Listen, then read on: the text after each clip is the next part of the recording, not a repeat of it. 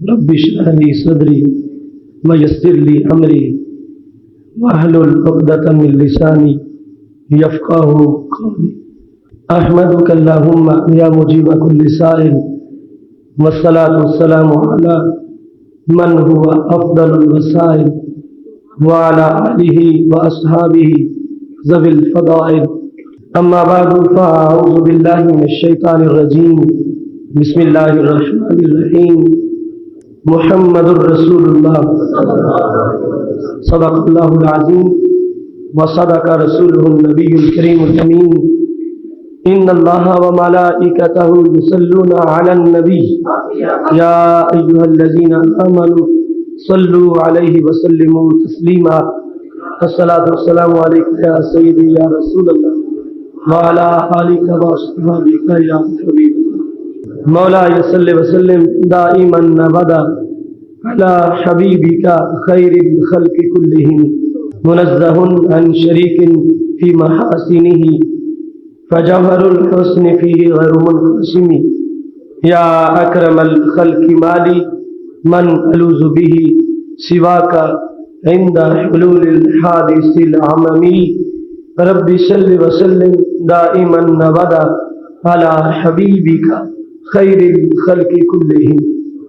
اللہ تبارک و تعالی جل جلالہ وعم نوالہ واتم برہانہ وعظم شانہ کی حمد و ثنا اور حضور پر نور شافع یوم النشور نبی محتشم رسول معظم فخر آدم و بنی آدم ساقی کوثر شافع محشر احمد مجتبیٰ جناب محمد مصطفیٰ صلی اللہ علیہ وآلہ وصحابہ وبارک وسلم کے دربار گہر بار میں ہدیہ درود السلام عرض کرنے کے بعد رب ذوالجلال کے بے پایہ فضل اور توفیق سے ہمارا علم غیب شریف سے متعلق موضوع آج 17ویں قسط تک پہنچ گیا ہے.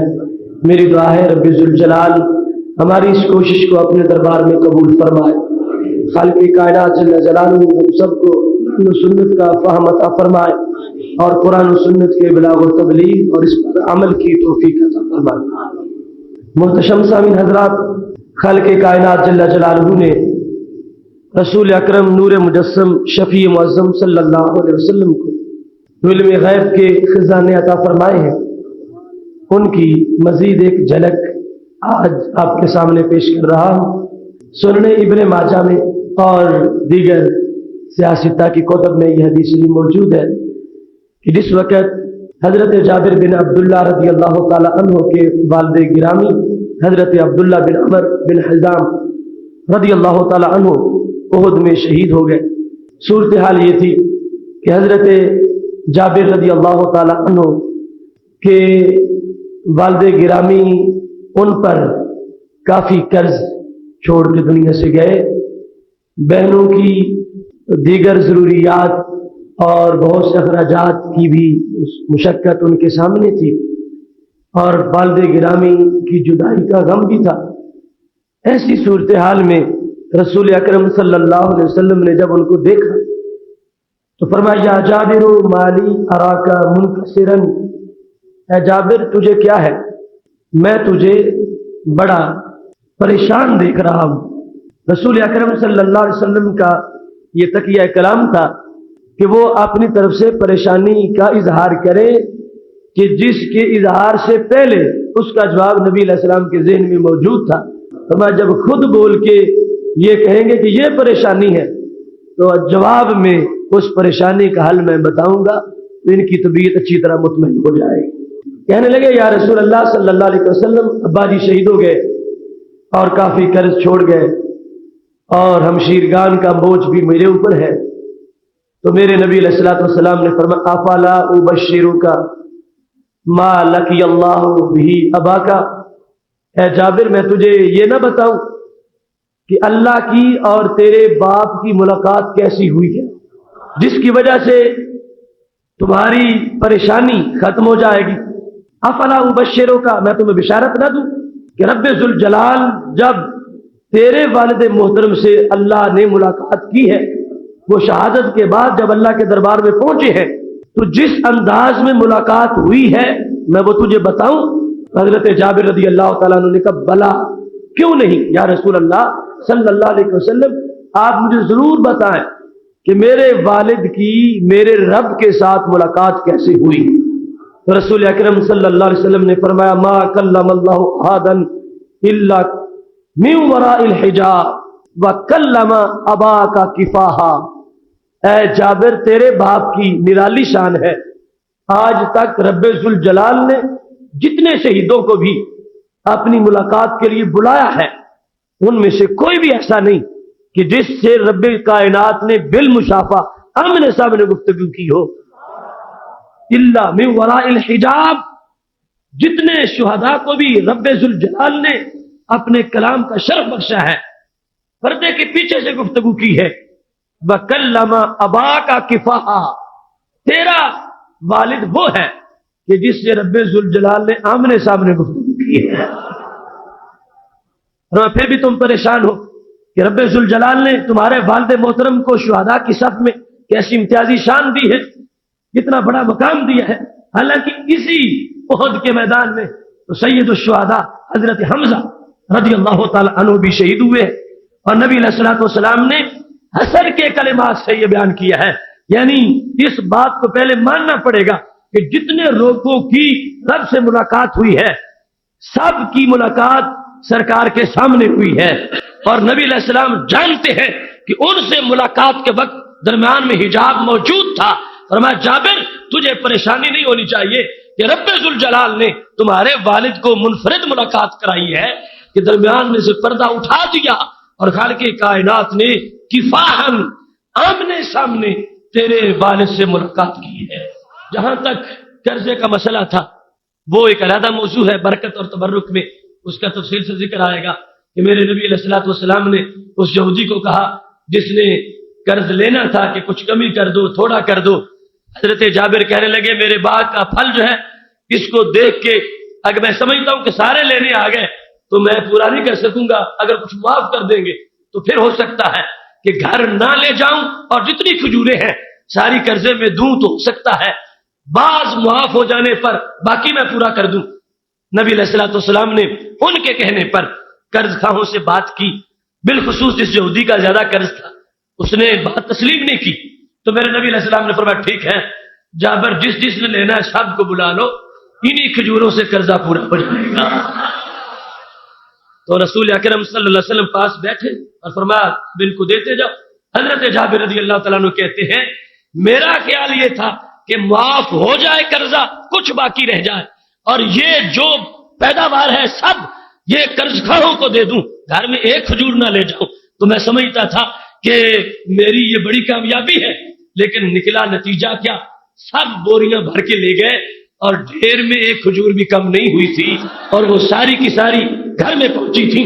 تو یہ ان کی پریشانی کا جو دوسرا مسئلہ تھا وہ بھی حل کیا ہے، لیکن علم غیب کے لحاظ سے میرے نبی علیہ الصلوۃ والسلام نے حضرت جابر رضی اللہ تعالی عنہ کو اس ملاقات کا صرف پس منظر اور خبر ہی نہیں دی بلکہ تفصیلات بھی بیان کی۔ فرمایا جب رب نے تیرے باپ سے پوچھا تمنا، اے عبداللہ میں نے تجھ سے بے حجاب ملاقات کی ہے اور آج تجھ سے یہ کہتا ہوں جو مانگنا ہے اس وقت مجھ سے مانگو، اوتے کا میں تجھے عطا کروں گا۔ تمنا اوتے کا، رسول اکرم نور مجسم شفیع معظم صلی اللہ علیہ وسلم کی نسبت کا یہ فیض ہے کہ ایک غلام کو بھی اتنا مقام ناز ملا ہے کہ رب ذوالجلال فرماتا ہے تمنا جو چاہو، امر کا صیغہ ہے، تمنا اوتے کا، تم تمنا کرو میں تجھے عطا کروں گا۔ اور حضرت کعب احبار کا یہ جملہ ہے ابن کثیر میں، فرمایا کسی امت کے کسی امتی کو اللہ نے یہ شان نہیں دی جو شان اس ساری امت کو دی۔ پہلے صرف پیغمبروں کو رب کہتا تھا ادعونی استجب لکم، نبیو تم دعا مانگو میں قبول کروں گا، اور ہمارے قرآن میں کیا آیا وقال ربکم ادعونی استجب لکم، نبی ساری امت کو کہہ دو تم صدق کے دل سے مانگو، رب پیشکش کر رہا ہے، تم مانگو میں عطا کر دوں گا۔ تو اب وہ انداز تمنا اوتے کا یہ خاص کوٹا تھا حضرت جابر کے والد محترم کے لیے۔ حضرت عبداللہ بن عمر بن حزام رضی اللہ تعالیٰ عنہ احد میں شہادت پانے والے، یہ منفرد شہید، اور میں جو مانگو میں دوں گا۔ انہوں نے عجیب مانگا، کہنے لگے تحیینی فاقاتل فیکا ثانیہ اقتل فیکا ثانیہ، میں یہ چاہتا ہوں کہ اے اللہ مجھے پھر زندگی دے کے دنیا میں بھیج تاکہ دوبارہ تیرے لیے شہید ہو جاؤں، مجھے پھر زندگی دے۔ اب اس زندگی سے مراد یہ دنیا کی زندگی تھی، ویسے تو زندہ تھے، حیات تھی شہید کی اور گفتگو بھی کر رہے تھے، مطلب یہ تھا کہ میں پھر جاؤں دنیا میں اور دوبارہ جتنی لذت تیرے نام پہ مرنے میں مجھے آئی ہے، یہ سب سے بڑی میری چاہت ہے، یہ چاہت مجھے دوبارہ چاہیے۔ تو رب ذوالجلال نے فرمایا میں نے جو تجھے کہا تمنا اوتے کا، تو وہ دائرہ تھا جو قضا میں مداخلت کے علاوہ ہے۔ قد سبق القول منی، یہ فیصلہ تو میری تقدیر نے اجل سے کر دیا ہے کہ جو ایک بار آئے گا پھر اس کو واپس نہیں بھیجیں گے، ہم نے تجھے بلا لیا ہے اب واپس نہیں بھیجیں گے، لیکن اس کے سوا جو چاہو گے، جنت کے درجات چاہو گے یا اپنے بیٹوں کے لیے پیچھے، اور جس طرح کے تمہارے سوالات ہوں گے میں تم کو عطا کر دوں گا۔ میرے نبی علیہ الصلوۃ والسلام کے کان وہ کان ہیں، ملاقات ہو رہی ہے اللہ کی اور حضرت جابر کے والد حضرت عبداللہ کی، میرے نبی علیہ الصلوۃ والسلام کے کانوں نے سنا بھی ہے اور حضرت جابر کو بتا کر ان کا غم دور بھی فرمایا ہے۔ اب اس حدیث سے یہ اسلوب بھی دیکھو کہ جو رب ذوالجلال حضرت عبداللہ کی ملاقات کے مندرجات کو جانتے ہو، وہ یہ نہ جانے کہ جابر کیوں غمگین بیٹھے ہیں، پتہ بھی ہو کہ ان کے والد کا وصال ہو گیا اور یہ صورتحال ہے، تو یہ تقیہ کلام تھا کہ جابر خود جب اظہار کر رہے بیٹھے کہ یہ میری غم کی وجہ ہے، اور اس کے بعد اس وقت میں اس کا جواب دوں گا تو پھر اچھے طریقے سے ان کا ذہن مطمئن ہو جائے گا۔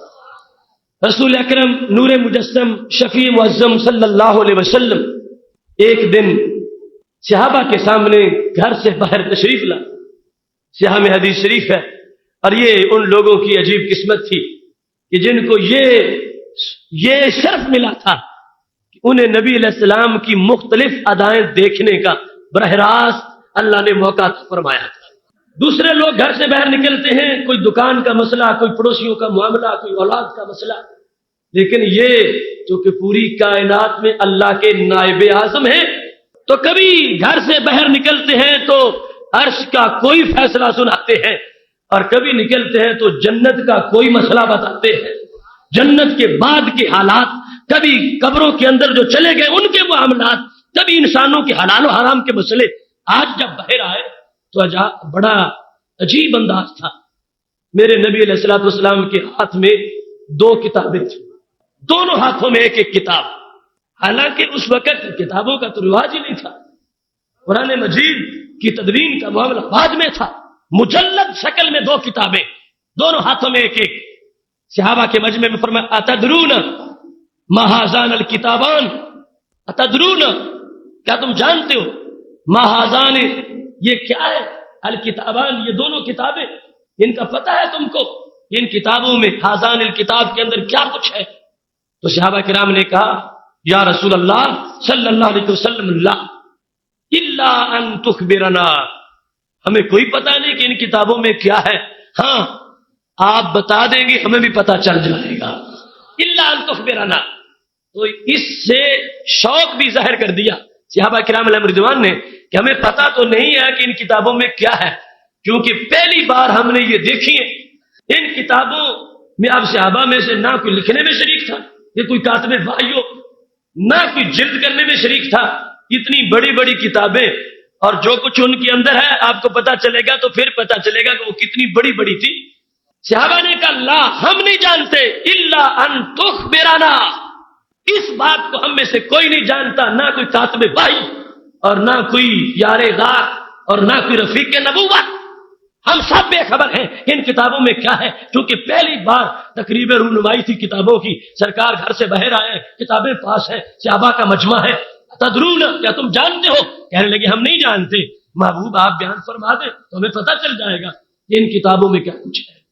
فقال للذی فی یمینہ، دائیں ہاتھ والی کتاب یوں بلند کر کے میرے نبی علیہ السلام نے فرمایا فیہ اسماء اہل الجنہ، یہ جنتیوں کا رجسٹر ہے، یہ میرے ہاتھ میں جو دائیں ہاتھ میں کتاب ہے، فیہ اسماء اہل الجنہ و اسماء آبائہم، اس میں جنتی لوگوں کے نام ہیں، صرف ان کے نہیں، ان کے والدین کے بھی نام ہیں۔ فیہ اسماء اہل الجنہ، قیامت تک جتنے لوگ جنتی بنیں گے وہ سارے اس میں لکھے ہوئے ہیں۔ ولا یزاد ولا ینقص، فرمایا میرے رب نے مجھے وہ ریکارڈ دے دیا ہے، نہ اس میں کمی ہو سکتی ہے نہ اضافہ ہو سکتا ہے۔ سب کچھ ماضی میں جو ہو چکا اور جو مستقبل تک ہونے والا ہے، سارا مکمل ریکارڈ اس میں موجود ہے۔ تھوڑا سما اجملا کا محدثین نے دو معنی کیے، فرمایا یا تو یہ مطلب ہے کہ اللہ نے سارے نام لکھے ہیں اور پھر آخر میں ٹوٹل کا اندراج بھی کیا ہے، اجمال آخر میں ہے، اور دوسرا معنی یہ ہے کہ صرف جنتیوں کے نام ہی نہیں، اس میں ان ساری چیزوں کا ذکر ہے کہ وہ کیا کیا کام کر کے جنتی بنے، دنیا میں کیا کیا کھاتے رہے، اور جنت میں کیا کیا ان کو ملے گا، وہ بھی سب کچھ آخر میں لکھا ہوا ہے۔ اب دیکھیے یہ کتاب کہاں سے اتری، کون لے کے آیا؟ اس کتاب کا تعارف فرمایا کتابوں میں رب العالمین، یہ اللہ کی طرف سے آئی ہے، یہ اللہ کی طرف سے نازل ہوئی ہے۔ اب یہ قرآن مجید نہیں، قرآن مجید کے علاوہ ہے۔ قرآن مجید تو مجلد شکل میں آئے نہیں، قرآن مجید کا ایک برق بھی لکھا ہوا نہیں اترا، قرآن مجید وحی کی شکل میں اترا ہے، اور نبی علیہ السلام نے پڑھ کے سنایا ہے، اس کی ایک آیت بھی لکھی ہوئی نہیں اتری۔ یہ ہمارے نبی علیہ السلام کی شان ہے کہ خالق کائنات نے ان کو کیا کیا عطا فرمایا ہے۔ اب یہ عجیب کتابیں ہیں، دو کتابیں ہیں، اور موضوع کیا ہے؟ ایک کتاب کا تعارف کرواتے ہوئے فرمایا فیہ اسماء اہل الجنہ، اس میں جنتی لوگوں کے نام ہیں۔ تو یہاں کتاب کا پایا جانا، کتاب کا دکھانا، کتاب کا تعارف کروانا، اس سے ایک بات بالکل کلیئر سامنے آ گئی کہ کسی شخص کو یہ حق نہیں پہنچتا کہ وہ ہمارے نبی علیہ السلام کے علم کو اپنے عقل کی ترازو پہ تولنا شروع کرے۔ یہ وہ ہے کہ جن کو رب کائنات نے وہ کچھ دیا کہ جس کا ہم تصور بھی نہیں کر سکتے۔ اب صحابہ کو تو جو پاس بیٹھنے والے ہیں جبریل علیہ السلام کو آتے جاتے بھی دیکھتے ہیں، اور ان میں کاتبین وحی بھی ہے، ان میں وہ ہیں جن کو بعد میں خلافت راشدہ بھی ملی ہے، ان میں بدری صحابہ بھی ہے، اشراف مبشرہ بھی ہے، ان میں سے تو کسی کو یہ نہیں ہوا کہ فوراً بولتے کہ ہم نہیں جانتے ہیں کہ اس کتاب میں کیا کچھ ہے، تو ان کا یہ کہنا کہ ہم نہیں جانتے، اس بات کا اعتراف تھا کہ محبوب بات تمہارے علم کی ہو اور فیصلے ہم کرتے پھریں، یہ کیسے ممکن ہے؟ یہ شان تمہاری ہے، کتابیں بھی تمہاری ہے، علم بھی تمہارا ہے، تم بتاؤ گے تو ہمیں پتہ چل جائے گا۔ آج کا بدھ امتی جو آج بیٹھ کے سرکار کے علم کو تولنا شروع کر دے، وہ اپنے آپ کو سمجھتا کیا ہے؟ جب صحابہ کرام علیہم رضوان سرکار کے علم کا ایک شعبہ، ابھی ایک دفتر سامنے تھا، اس کے بارے میں انہوں نے اپنی بے خبری اور نہ جاننے کا اعتراف کرتے ہوئے کہا ہمیں کوئی پتہ نہیں، آپ بتائیں محبوب، آپ جانتے ہیں۔ جب صحابہ کرام علیہم رضوان کے وسیع معارف کی حدود میں سرکار کے علم کا ایک شعبہ بھی نہیں آ سکتا، تو آج جیسے کنزے لوگوں کے احاطہ خیال کے اندر میرے نبی علیہ السلام کا سارا علم کیسے سما سکتا ہے؟ ادب ہے دربار رسالت کا، اور یہ ترک ہے علم کے۔ اب یہ کتابیں بالکل منفرد کتابیں ہیں، یہ قرآن مجید نہیں، یہ تورات نہیں، یہ زبور نہیں، یہ انجیل نہیں، یہ سرکار کا اپنا حصہ ہے، اللہ نے عطا فرمایا ہے، اور یہ واضح کر دیا کہ یہ رب العالمین کی طرف سے یہ کتاب آئی ہے۔ اور علم کتنا ہے، اگر اس پہ بات کریں تو گھنٹوں اس بات پہ گزر جائے کہ جب فرمایا فیہ اسماء اہل الجنہ، اس میں سارے جنتی لوگوں کے نام لکھے ہوئے ہیں۔ کسی ایک شخص نے جو کل جنتی بننا ہے قیامت کے بعد، اس کا کتنا علم ہے کہ جس کی نگاہ کل کے فیصلوں پر ہے، کل سے مراد وہ قیامت، تو کیا علم ہے میرے نبی علیہ السلام کا کہ صرف اپنے پاس بیٹھے ہوئے صحابہ ہی کے جنتی ہونے کو نہیں جانتے، وہ تو حضرت آدم علیہ السلام سے لے کر حضرت عیسیٰ علیہ السلام تک جتنی امتیں آئی ہیں، ان میں سے ہر شخص کا جو کردار جنت کے لحاظ سے ہے، اور ان میں سے جو جنتی ہے اس کو بھی جانتے ہیں، اور جو قیامت تک بننے والا ہے اس کو بھی جانتے ہیں۔ کتنی لذت ہے، یقیناً اور ہمیں امید ہے اللہ کے فضل سے شاید اور بالیقین محبوب علیہ السلام کی یہ نگاہ ہمارے ناموں پہ بھی پڑی ہوگی. فیہ اسماء اہل الجنہ، اس میں جنتیوں کے نام ہیں. واسماء آبائہم، اور ان کے والدین کے بھی نام ہیں. اب والدین عام ہیں، خود جہنمی ہو یا خود جنتی ہو، لیکن اس رجسٹر میں ان جنتیوں کی وجہ سے رب ذوالجلال نے والدین کا نام بھی لکھا ہے. والدین کے ساتھ جو بندے کی ایک پہچان ہے، یہ بھی ہماری امت کی شان ہے. آج یورپ میں مائیں اپنے بچوں کے والد بتا ہی نہیں سکتی، اور یہاں پر اس انداز میں فخر سے ساری باتوں کو واضح کیا جاتا ہے. تو میرے نبی علیہ الصلوۃ والسلام کی علم کی وسعت کا تصور کوئی کیسے کر سکتا ہے؟ ہر دور کے اندر جب کوئی نمازی نماز پڑھ رہا تھا، جب کوئی پرہیزگار نیکی کر رہا تھا، اس کی نیکی پر جو نتیجہ مرتب ہونے والا ہے کل روز محشر، میرے نبی علیہ السلام کو وہ رزلٹ اللہ تعالیٰ نے پہلے ہی دکھا دیا ہے. اب یہ صحیح سند کے ساتھ ثابت ہے، یعنی اس کے جو چین آف اتھارٹیز ہے رجال اس سند کے بالکل معتبر ہے، اور نبی علیہ السلام کا یہ فرمان 20 کتابوں میں موجود ہے. اب جو لوگ کہتے تھے کہ نبوت کا یہی کام ہے کہ نماز کے مسئلے بیان کر دیں، روزے کے مسئلے بیان کر دیں، حقوق العباد بیان کر دیں، حقوق اللہ بیان کر دیں، نبوت کا یہ کام ہے، غیب کی خبریں دینا یہ نبوت کا کام ہی نہیں ہے. ان ان پڑھ لوگوں کو سوچنا چاہیے اللہ سرکار کو کیوں گزٹ دے رہا تھا. وہ گزٹ جو روز محشر کے امتحان پر مرتب ہوگا، اللہ نے وہ گزٹ سرکار کو پہلے ہی عطا فرما دیا ہے. صرف اپنے غلاموں کا نہیں، ساری امتوں کا، قیامت تک کے لوگوں کا. رسول اکرم نور مجسم شفیع معظم صلی اللہ علیہ وسلم کو خالق کائنات نے جامع علوم دیے. ابھی یہ نکلے ہیں بہر لے کے، گھر میں جو مطالعہ کیا ہے اس کا انداز کیا ہوگا، جو نظر پڑی. اب یہ بھی نہیں ہے کہ اللہ نے ایسا منفرد کام جو اور کسی نبی کے لیے کیا ہی نہیں، سرکار کے لیے کیا ہے، اور کیا بے مقصد کہ صرف صحابہ کو یہ دکھانا ہے کہ میرے پاس کتابیں ہیں، معاذ اللہ مجھے آتی نہیں ہے. یہ کون امتی ہو سکتا ہے کہ جو سرکار کے بارے میں یہ کہہ سکے کتابیں تو رب نے دے دی تھی مگر یہ پڑھ نہیں سکے یا پڑھ کے یاد نہیں کر سکے. سارے زمانے کی عقلیں ان کے پسینے کے چھینٹے سے بنتی ہیں. جب ساری کتاب دے دی گئی ہے، پڑھنے کا سلیقہ بھی دیا ہے، اور حافظہ وہ ہے جو کبھی بھولتا ہی نہیں ہے.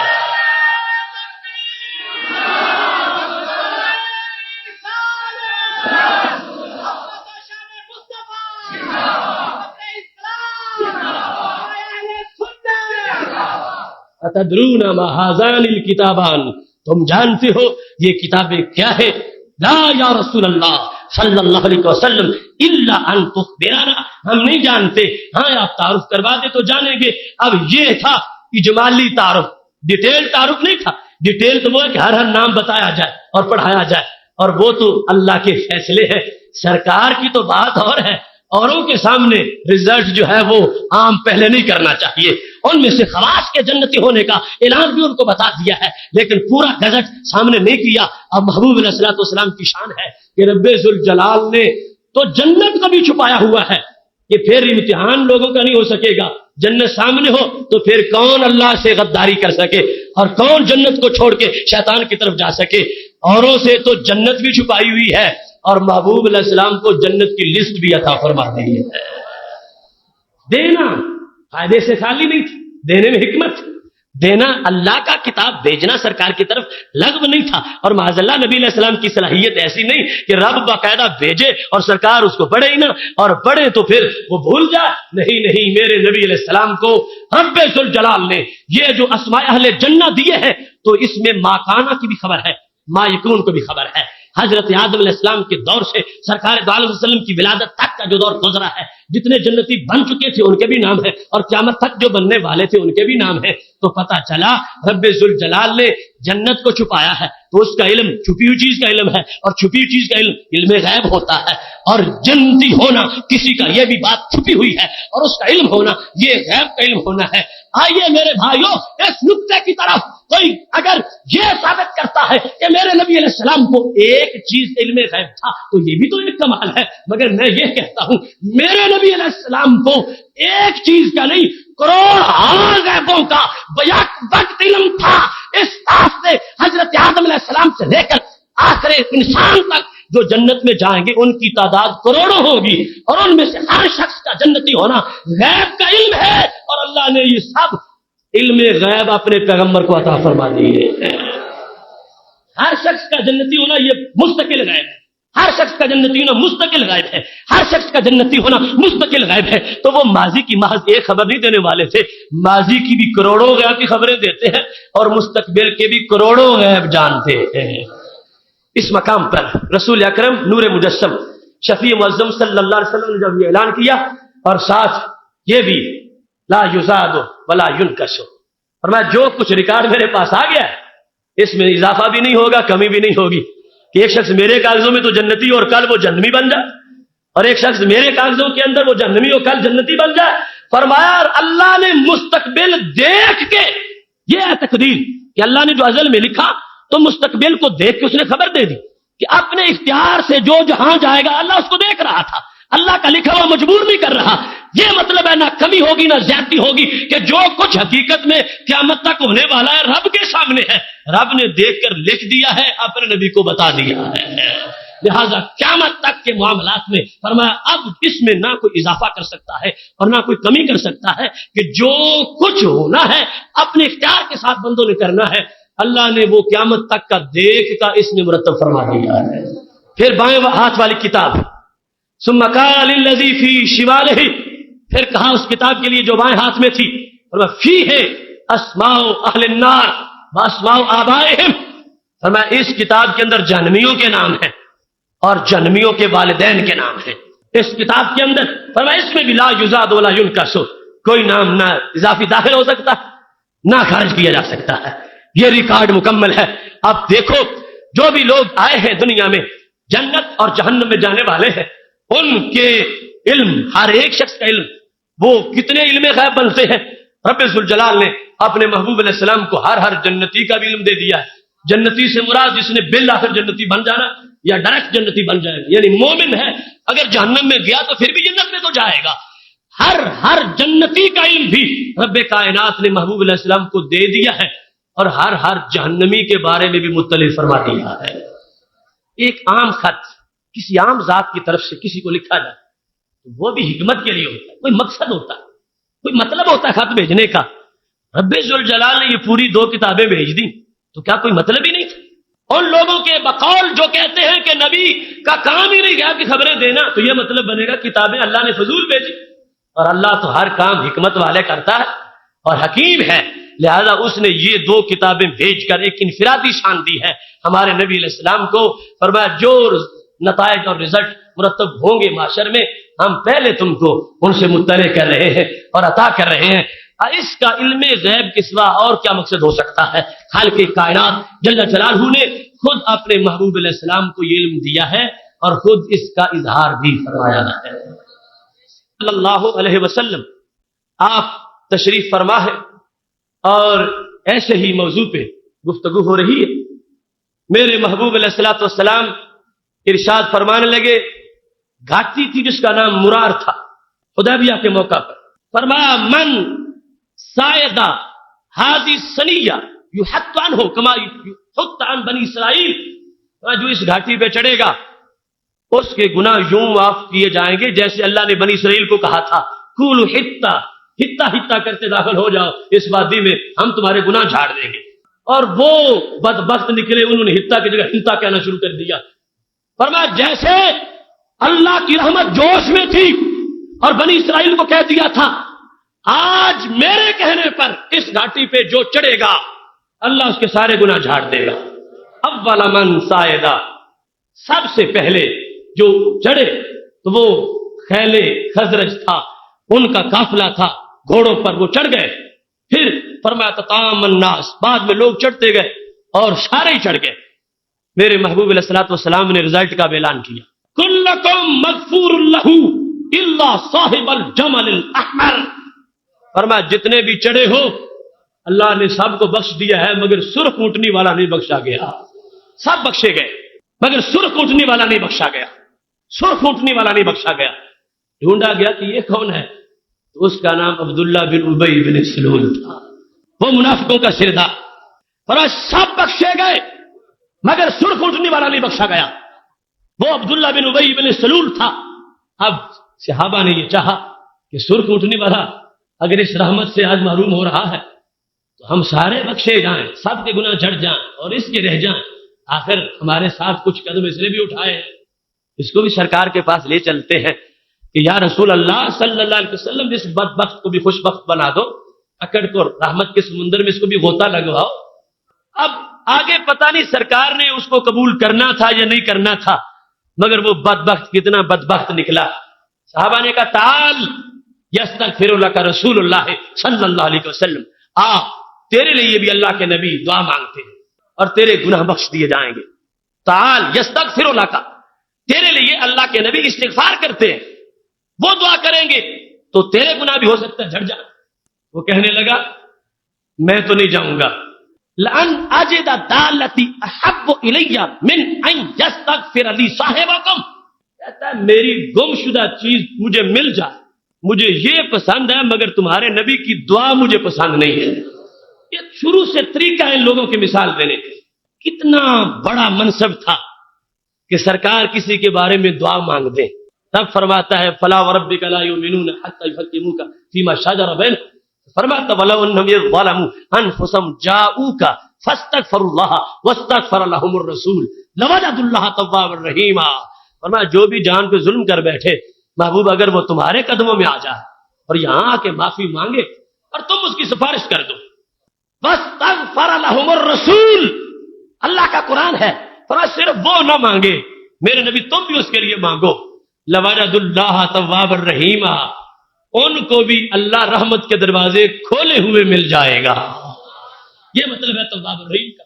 فرمایا محبوب تمہارا تو اپنا مرتبہ ہے, اگر کوئی جان پہ ظلم کر بیٹھے جس کے لیے میں نے دروازے بند کیے ہوئے تمہارے پاس آ جائے اور آ کے تمہاری سفارش کروائے مجھ سے, فاستغفر اللہ واستغفر لهم الرسول. اللہ تو ہر جگہ سے سنتا ہے نا, لیکن فرمایا وہ تمہارے پاس آئے اور پھر تم کہو کہ اے اللہ اس کو بخش دے. آپ کہو, نبی تم کہو تو کیا ہوگا, لواجد اللہ تواب الرحیما. پھر وہ لوگ جو اپنی جانوں پہ ظلم کر بیٹھے ہیں وہ مجھے بخشنے والا پائیں گے, میں دروازے کھول دوں گا, ان پہ رحمت کروں گا. اب یہ شان ہے نبی علیہ الصلوۃ والسلام کی دہلیز میں دعا کروانے کی. صحابہ نے کہا ہم تیری سفارش کرتے ہیں نبی علیہ السلام کے پاس, اور نبی علیہ السلام سفارش کر دیں گے تیری اللہ کے پاس, ہو سکتا ہے تیرا بھی کام بن جا. تو وہ کہنے لگا مثال کیا دی, لان آجدہ دالتی, مجھے میری گم شدہ چیز مل جائے. یہ بھی ہو سکتا ہے میری گم شدہ اونٹنی مجھے مل جائے, میری گم شدہ مرغی مجھے مل جائے, گم شدہ چیز میری مجھے مل جائے. احب الیہ, مجھے یہ پسند ہے, کس سے, من ان یستغفر لی صاحبکم, اس سے کہ تمہارے نبی میرے گناہوں کی معافی مانگے, میری وہ سفارش کریں, مجھے وہ پسند نہیں. گم شدہ چیز ملنے پر مجھے بڑی خوشی ہوگی. کتنا بدبخت تھا کہ جہنم میں جلنا یہ اور اس سے باہر نکلنا, یہ کتنی بڑی بات یابی تھی. اپنی گم شدہ چیز سے اگر وہ گم شدہ جہنم سے نکل آتا تو کتنا بڑا مرتبہ تھا. لیکن منافقت منافقت ہے, بد نصیبی بد نصیبی ہے, اور دل کا بغض ہے. اس کو سرکار کا کھلا دروازہ بھی بند نظر آ رہا ہے, سرکار دیتے ہوئے بھی اس کو بالکل یا نہ دیتے ہوئے نظر آ رہے ہیں. کہتا ہے مجھے گم شدہ چیز مل جائے, مجھے یہ تو پسند ہے, مگر مجھے تمہارے نبی کی دعا کی کوئی ضرورت نہیں. مقام نبوت کے سامنے ان چیزوں کی مثالیں دینا, جس طرح آج لوگ کہنے لگے نماز میں ان کا خیال آ جائے تو گائے گدھے کے خیال سے برا ہے. وہ گم شدہ اونٹنی کی بات کر رہا تھا, یہ گائے گدھے کی بات کر رہے. مقام نبوت کو کھینچ کر نیچے لے آنا اور کوشش یہ کرنا, یہ شروع سے یہ وتیرہ ہے ان بدبخت لوگوں کا. اتنا بڑا انعام تھا, صحابہ کہہ رہے تھے آ جاؤ تجھے رسول اکرم نور مجسم شفیع معظم صلی اللہ علیہ وسلم تمہارے لیے دعا کرتے ہیں اور تمہارا کام بن جائے گا. لیکن وہ اکڑ گیا اور پیچھے ہٹ گیا اور کہتا ہے کہ مجھے اس چیز کی ضرورت نہیں ہے. میرے محبوب علیہ الصلوۃ والسلام کا علم غیب دیکھو, یہ انعام کا اعلان کیا ہے اور پھر بتا بھی دیا ہے کہ اس کام سے اللہ کے دربار میں فیصلہ کیا مرتب ہوا. اور میں سارے بخشے گئے ہیں, مگر جو صاحب جمل احمر ہے وہ نہیں بخشا گیا. اور اس کے بارے میں محبوب علیہ الصلوۃ والسلام نے جو رب کے دربار کے حتمی فیصلے تھے اپنی امت کو مطلع فرما دیا ہے.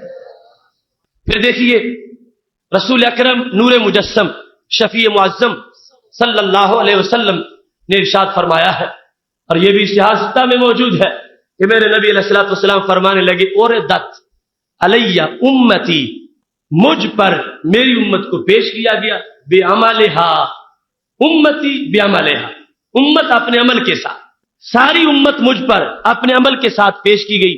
کیسے؟ فرمایا اچھے عمل بھی سارے مجھے دکھائے گئے، اور جو ان کے برے عمل تھے امت کے وہ بھی دکھائے گئے۔ پھر فرمایا اتنا میں نے اس کا مشاہدہ کیا ہے، اتنا میں نے دیکھا ہے، اچھا کام یہاں تک فرمایا کہ اگر کسی نے رستے سے کانٹا بھی اٹھایا ہے اللہ نے مجھے وہ بھی دکھایا ہے۔ یہ حسر دیکھو، اچھے کام فرمایا امت کے سارے میرے سامنے، اور اس عقیدے میں دیکھو لذت کتنی ہے۔ آج کا نمازی اگر یہ تصور کرتا ہے کہ میری یہ نماز بھی میرے سرکار کے دربار میں پیش ہوئی ہے اور ہو رہی ہے، تو اس میں ایک اور چاشنی ہے، اللہ کی بارگاہ کی حاضری، اور وہ لذت تو طے شدہ ایک حقیقت ہے۔ فرمایا ہر کام، اگر کسی نے کوئی کتاب لکھی، کسی نے کوئی کار خیر کیا، کسی نے کوئی سماجی خدمت کی، کسی نے حج کیا، کسی نے جہاد کیا، کسی نے پڑوسیوں کے ساتھ اچھا سلوک کیا، قیامت تک جو نیکی کسی شخص سے صادر ہوگی وہ بندہ ابھی پیدا نہیں ہوا، اللہ نے مجھے وہ بھی دکھایا ہے، اس کی نیکی بھی دکھائی ہے۔ حسنہا وسیئہا، اچھا اور برا ہر قسم کے کام مجھے دکھا دیے گئے ہیں، سارے میرے سامنے ہیں۔ اب یہاں بھی دکھایا اللہ کی طرف سے گیا ہے، اور یہ بھی اللہ حکیم ہے، حکمت ہے۔ تو خالق کائنات نے آخر یہ کیوں دکھایا؟ کیا اس میں حکمت تھی؟ رب ذوالجلال رسول اکرم نور مجسم شفیع معظم صلی اللہ علیہ وسلم کو اگر اس نے محض نماز کے مسائل بیان کرنے کے لیے بھیجا تھا تو یہ دکھانے کا اس کا براہ راست کوئی تعلق نہیں بنتا۔ میرے نبی علیہ السلام نے فرمایا میری امت کو یہ شوق ہونا چاہیے کہ ہمارے کام اس لائق ہوں کہ سرکار دیکھے تو خوش ہو جائے۔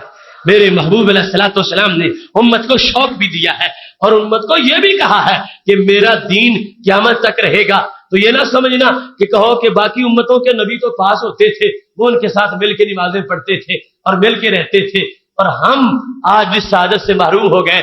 فرمایا تم نمازیں صدیوں بعد پڑھو گے، میں نے تمہارے پیدا ہونے سے پہلے دیکھ لی ہے، تمہیں دیکھا ہے ہر عمل کو کہاں تک؟ فرمایا حتی الاذى، معمولی سا کانٹا اگر کوئی راستے سے اٹھا کے دور پھینکتا ہے اس لیے کہ کسی کو تکلیف نہ ہو، فرمایا یہ عمل بھی اس کا مجھ سے چھپا ہوا نہیں، اللہ تعالیٰ نے یہ بھی مجھے دکھایا ہے۔ دوسرے نمبر پر فرمایا جو کوئی میرا امتی برائی کرے گا وہ بھی قیامت تک جتنے تھے سب میرے سامنے مجھے اللہ نے دکھائی ہے۔ اور یہاں بیان کرتے کرتے فرمایا یہاں تک بھی میں نے دیکھا ہے، یہ آخری حد ہے، یہاں تک بھی میں نے دیکھا۔ فرمایا اگر کوئی فاسق و فاجر ہے، بدکار ہے، چور ہے، ڈاکو ہے، لٹیرا ہے، وہ حقوق اللہ کا غاصب ہے یا حقوق العباد کا غاصب ہے، وہ لوگوں کے اجتماعی معاملات کا مجرم ہے یا انفرادی طور پر وہ ایک بدکاری کرنے والا ہے، میرے نبی علیہ السلام فرماتے ہیں سب کچھ میں جانتا ہوں، میرے سامنے رب نے رکھا ہے، یہاں تک میں جانتا ہوں۔ فرمایا اگر کسی شخص نے مسجد میں تھوک دیا اور پھر اس کو صاف نہیں کیا، میں نے یہ بھی دیکھا ہے۔ یہ علم تو نبوت کا ایک باقاعدہ موضوع ہے، اور بالخصوص اس نبوت کا کہ کلمہ تو ہم نے جو پڑھا ہے، تو کیا حضرت موسیٰ علیہ السلام کو جن لوگوں نے دیکھ کے کلمہ پڑھا تھا ہمارا کلمہ کوئی ان سے کم ہے؟ حضرت موسیٰ علیہ السلام کے پاس بیٹھ کر جن لوگوں نے رب کو ایک مانا اور موسیٰ علیہ السلام کو نبی مانا، ہم نے تو موسیٰ علیہ السلام کے آقا کو بھی نبی مانا، اللہ کو بغیر دیکھے مانا، نبی علیہ السلام کو بغیر دیکھے مانا۔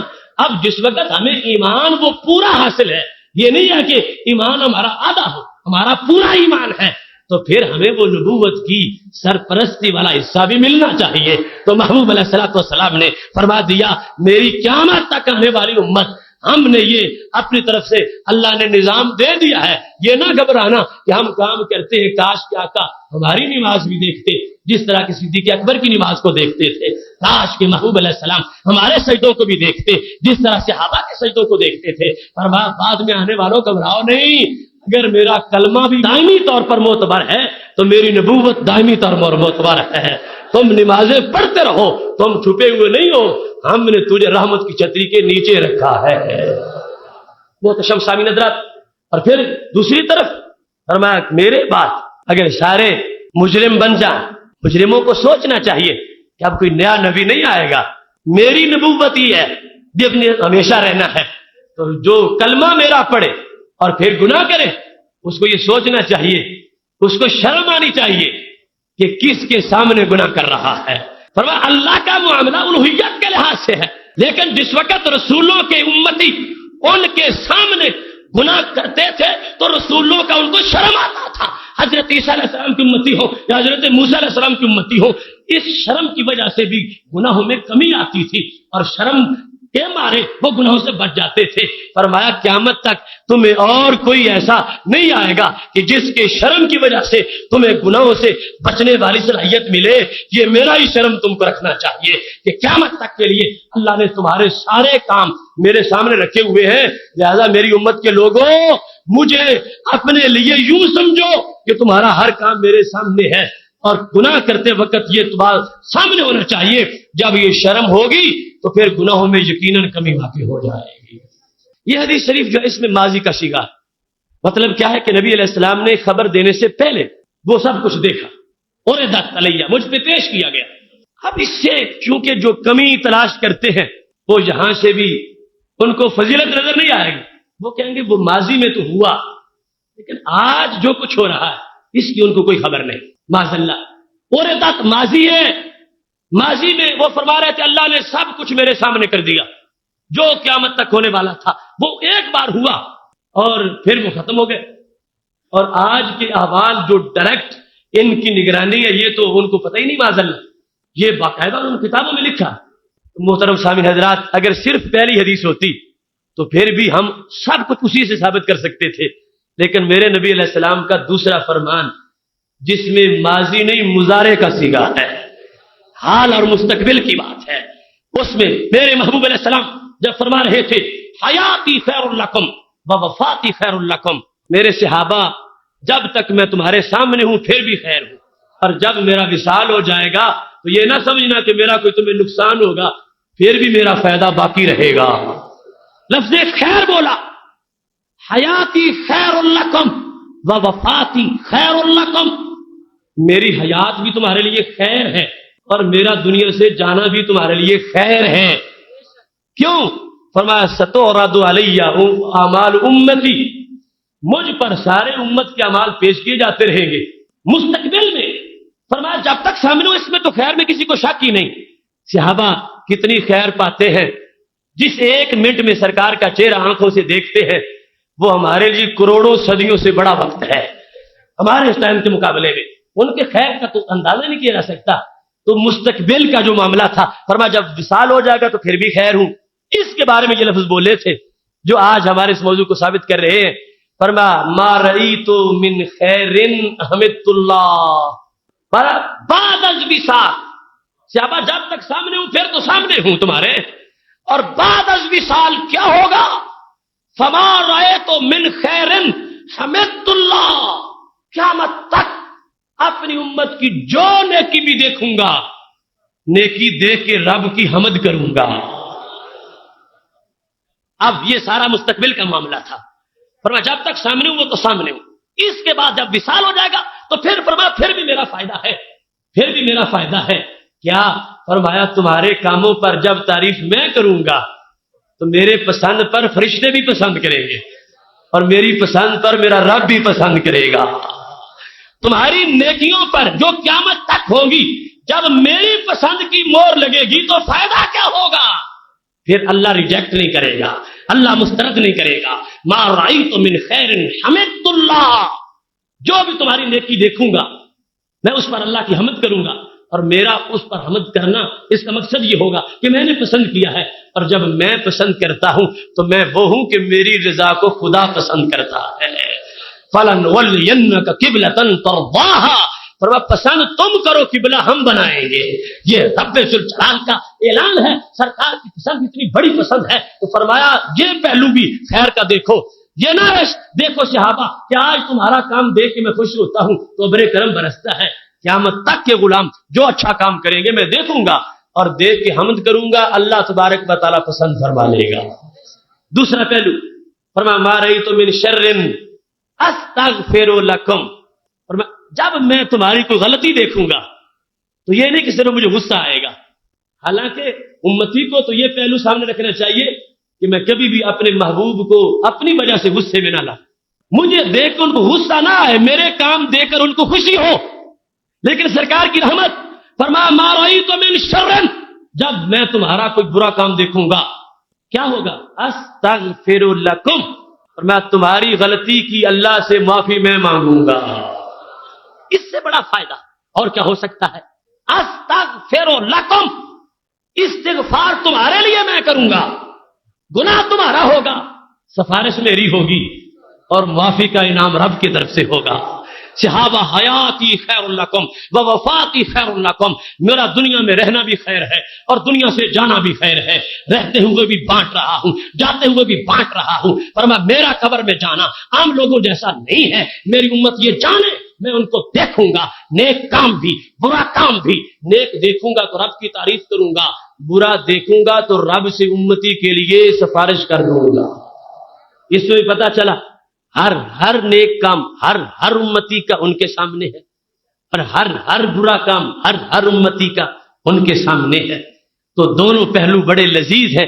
ہر نیک کام تو یہ بڑی حوصلہ افزائی ہے کہ میں نے قرآن حفظ کیا تو مجھے خوشی ہونی چاہیے کہ میرے محبوب آج خوش ہو رہے ہیں کہ میرے امتی نے قرآن حفظ کر لیا، میں نے غریب کو کپڑا پہنایا تو مجھے خوشی ہونی چاہیے کہ آج میرے محبوب خوش ہو رہے ہیں کہ ان کی امتی نے امتی کے ساتھ اچھا سلوک کیا۔ یہ انداز بڑا اپنی طرف سے نیکی کے اندر حوصلہ بخشنے والا ہے، اور دوسری طرف یہ کہ میں نے یہ برائی کی تو سرکار کے پاس تو میری خبر سامنے، اب آگے مجھے ایسا نہیں کرنا چاہیے، پھر مجھے رک جانا چاہیے۔ سرکار دو عالم صلی اللہ علیہ وسلم مجھ سے ناراض ہو جائیں گے اور مجھ سے بیزار ہو جائیں گے، اور جو سرکار کو بیزار کرتا ہے وہ تو خار ہو جاتا ہے۔ جب یہ ایک انسان کے دل میں ایسی بات آتی ہے تو یہ بھی اس کی بہتری ہے، وہ گناہوں سے بچ جائے گا۔ اس واسطے میرے نبی علیہ السلام نے فرمایا میرا دنیا سے چلے جانا بھی تمہارے لیے خیر ہے کہ میری رحمتیں مسلسل تمہیں قیامت تک ملتی رہیں گی۔ محترم سامعین حضرات، اب یہ فلسفہ آپ کے ذہنوں میں بالکل کلیئر ہو چکا ہوگا کہ علم غیب کا نبوت کے ساتھ تعلق کیا ہے، اور بالخصوص ختم نبوت کے ساتھ۔ ہم جن لوگوں نے کلمہ پڑھا ہے اور نبی علیہ الصلوۃ والسلام سے جب ہمارا یہ تعلق ہے کہ محبوب علیہ السلام جانتے ہیں کیا کچھ ہو رہا ہے، جس میں فائدہ ہے امت کا، علم غیب کے اندر باقاعدہ امت کی ایک عظمت ہے، امت کی ایک حیثیت ہے، امت کی ایک رہنمائی ہے، اور یہ بالیقین طے شدہ حقیقت ہے، اس میں سے کوئی کام بھی اللہ کی دی توفیق کے بغیر ممکن ہی نہیں ہے۔ نبی علیہ السلام ایک شخص کی نیکی کو بھی خود نہیں جان سکتے تھے، یہ خالق کائنات جل جلالہ کا ان پر کرم ہے، وہ ہے جو ہم دیکھ ہی نہیں سکتے، ہم اندازہ ہی نہیں لگا سکتے۔ یہ تو دو کتابوں کا معاملہ تھا، پتہ نہیں رب کائنات نے ان کو کتنی عطا فرمائی ہے، یہ تو دکھائی دو نکل کے باہر ہے صحابہ یہ کیا ہے، اندر جو کچھ اترا اور جو کچھ آیا اور جو کچھ رزق کے بارے میں، جو کچھ امت کے بیٹوں کے بارے میں، جو کچھ عزتوں کے بارے میں، وہ سب کچھ سرکار دو عالم صلی اللہ علیہ وسلم کی اپنی شان ہے، اس میں کوئی دوسرا تصور بھی نہیں کر سکتا۔ یہ محبوب علیہ الصلوۃ والسلام کا انداز ہے، ملتا بھی غیب سے ہے، جاتا بھی غیب کی طرف ہے۔ ایک حدیث میں یہ ہے کہ مجمع عام میں پھر دونوں ہاتھ یوں فضا میں جھاڑے تو دونوں کتابیں فضا میں گم ہو گئی، فضا میں غائب ہو گئی، تو پتہ چلا کہ یہ معاملات ان کی ذات تک محدود ہیں کہ ان کے پاس آتا کہاں سے ہے اور ان کے پاس جاتا کہاں تک ہے۔ خالق کائنات جل جلالہ نے ان کو علم غیب میں بھی منفرد شان عطا فرمائی ہے۔ وآخر دعوانا الحمد للہ رب العالمین۔